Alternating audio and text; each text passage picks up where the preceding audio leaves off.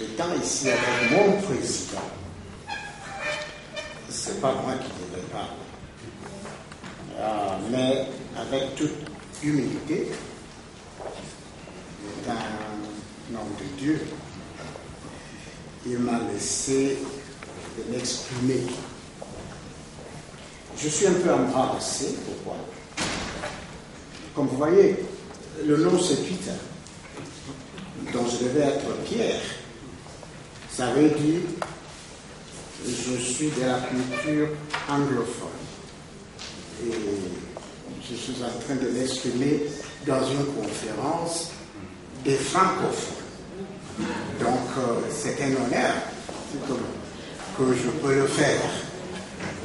Et mon président est à côté, lui-même un véritable bilingue. Voilà donc les divergences camerounaises. On est en train de parler de la convergence. Vous voyez les sématiques de mots. Divergence au Cameroun, convergence dans le numérique. Le Conseil national de la communication existe depuis les années 90. Aujourd'hui, et ça existait comme un conseil consultatif. Avec le décret de 2012, le 23 janvier, le conseil a changé de seulement être une instance consultative à une instance régulateur et consultatif. Et c'est depuis 9 mois aujourd'hui que les membres ont été nommés. Et nous sommes en train de travailler sur beaucoup de choses. Comme je n'ai pas beaucoup d'habilité de parler bien le français, vous avez su, je vais demander à mon secrétaire général qui suit les choses au jour au jour, de nous expliquer un peu ce que nous sommes en train de faire dans notre conseil de communication au Cameroun. Monsieur, ou bien le docteur Jean-Toby Mou, c'est un professeur universitaire, il est juriste, il est administrateur et il est un expert. Toby.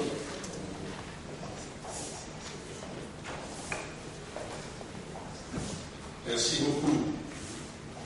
Mesdames et messieurs, au nom du président du Conseil national de la communication, Monseigneur Joseph Péfé Ateba, ici présent, je vous prie d'accepter les salutations du pays de Roger Mila, le pays de Eto Fils, le pays de Manu Diban.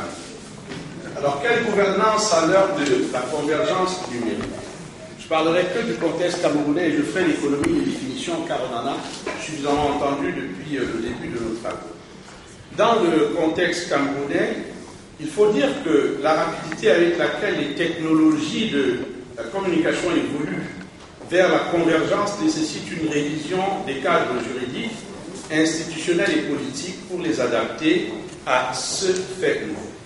Dans ce contexte, de nouveaux défis se posent également aux autorités de régulation des médias, notamment en matière de régulation des contenus, s'agissant notamment des problèmes d'éthique, de concentration des médias et du pluralisme de l'information. En effet, le secteur de la communication au Cameroun n'est pas à son premier bouleversement, mais celui qu'il connaît aujourd'hui, du fait des convergences technologiques, n'est pas des moindres.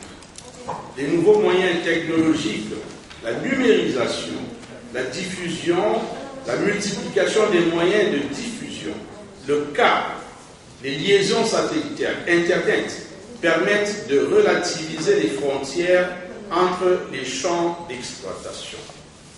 Alors, s'il faut parler de la convergence et de la situation de la régulation audiovisuelle au Cameroun, je ferai un propos court, mais sous deux orientations. D'abord, je vais me permettre dans un premier temps d'évoquer le modèle de régulation en vigueur au Cameroun. Vous savez que selon le livre vert de la convergence de la Commission européenne, il existe deux grands modèles de régulation à l'heure de la convergence. Le modèle évolutif et le modèle révolutionnaire. L'approche évolutive est caractérisée par un certain degré de restructuration des organes existants associé à une modification progressive du cadre réglementaire en vigueur pour répondre aux demandes d'un marché concurrentiel et aux défis des nouvelles techniques et des nouveaux services. Le rythme de changement est alors ainsi dicté par la vitesse de l'innovation et par l'efficacité de la concurrence. À l'inverse, l'approche révolutionnaire, quant à elle, exige une réévaluation et une réforme fondamentale de l'environnement réglementaire actuel ou en cours. C'est par exemple l'option choisie par l'Afrique du Sud avec la création de l'ICASA. Au Cameroun, pour sa part, dans notre cas, nous avons opté pour une approche plutôt évolutive, avec la création de deux instances dont l'une est compétente pour la régulation des médias audiovisuels, le Conseil national de la communication, qui, comme vient de le dire M. le vice-président, a subi une mutation substantielle depuis le décret présidentiel du 23 janvier 2012, qui l'a transformé d'un simple organe consultatif à un organe de consultation et de régulation véritablement. L'autre instance, c'est l'Agence de régulation des télécommunications. Alors, la régulation des télécommunications au Cameroun, pour le moment, est donc distincte de la régulation de la communication audiovisuelle. L'Agence de régulation des télécommunications, en abrégé ART, est un établissement public administratif doté de la personnalité juridique et de l'autonomie financière, dont l'organisation et le fonctionnement sont définis par les dispositions d'un décret du 8 septembre 1998. L'ART assure la régulation, le contrôle et le suivi des activités des exploitants et des opérateurs du secteur des télécommunications et veille également au respect du principe d'égalité de traitement des usagers.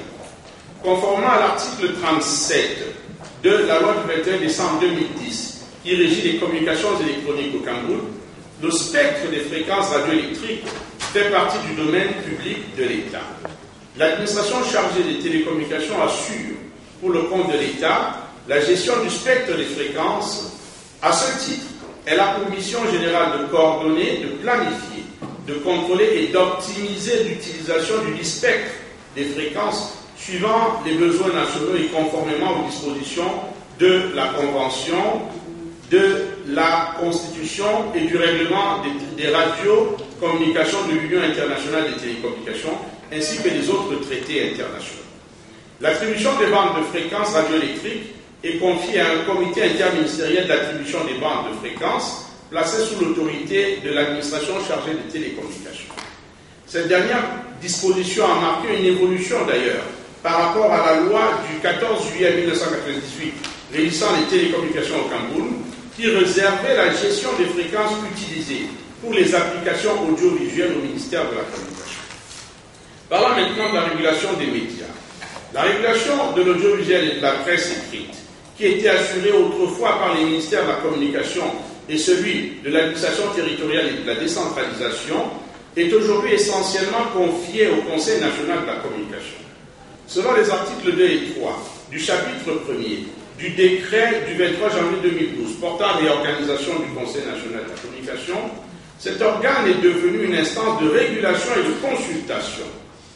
De régulation et de consultation qui assiste les pouvoirs publics dans l'élaboration, la mise en œuvre et le suivi de la politique nationale en matière de communication et qui régule de manière générale le secteur de la communication sociale au Cameroun.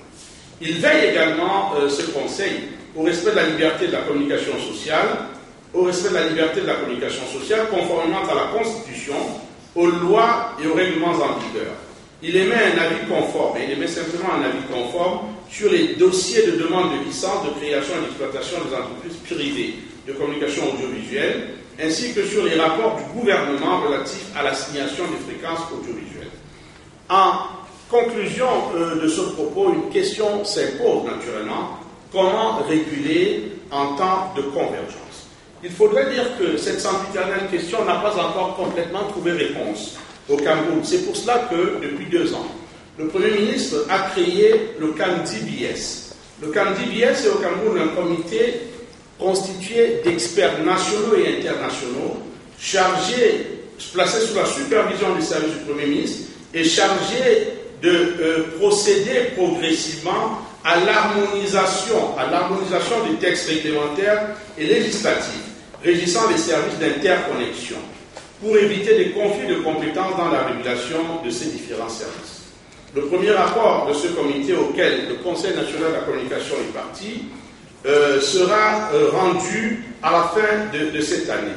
Alors, il faut que ce comité, tel que c'est son ambition, parvienne à harmoniser le cadre juridique de manière à permettre à un organe de régulation de pouvoir assurer convenablement la régulation. Il faudra donc revoir tout l'arsenal juridique qui régit le secteur de la communication au Cameroun. La loi de 1990 qui libéralise le secteur de la communication sociale, la loi de 2010 qui porte sur les communications électroniques, le décret du 3 avril 2000 qui fixe les conditions et les modalités de création et d'exploitation des entreprises privées de communication audiovisuelle, le décret du 23 janvier 2012 qui réorganise le Conseil national de la communication, j'en passe. Il faudrait savoir qu'il faut donner au Conseil national de la communication ou alors à l'instance de régulation un véritable pouvoir de régulation des technologies convergées. Ainsi, vous vous rendrez compte qu'aujourd'hui au Cameroun, le Conseil national de la communication est capable, a le pouvoir de retirer ou de suspendre une licence, mais il ne la donne pas. Il a le pouvoir de suspendre une fréquence, mais il ne la donne pas. Il a le pouvoir de suspendre une carte de presse, mais il ne la donne pas. Il s'agit donc d'une réforme qui est en cours, d'une réforme qui n'est pas complètement à son achèvement, car il faudrait pouvoir arriver à donner à l'instance de régulation les véritables pouvoirs de régulation. Voilà, mesdames et messieurs, ce que je voulais dire sur la question en précisant que les organes de régulation aujourd'hui au Cameroun, comme partout ailleurs, pratiquement à travers l'Afrique, sont placés entre le marteau des pouvoirs publics, réfractaires à se libérer des pouvoirs dont ils sont jaloux, et l'enclume des organes des médias qui ne veulent pas sortir de cette conception exagérée de la liberté qui en fait travestit leur profession. Les organes de régulation doivent donc s'émanciper car c'est à une véritable révolution de ces instances qu'il est question et c'est à cela que le Cameroun s'évertue en associant à sa réflexion toutes les réflexions qui surgissent de ce genre de rencontres à chaque fois que nous avons l'occasion d'y participer. Je voudrais au nom de mon président vous remercier.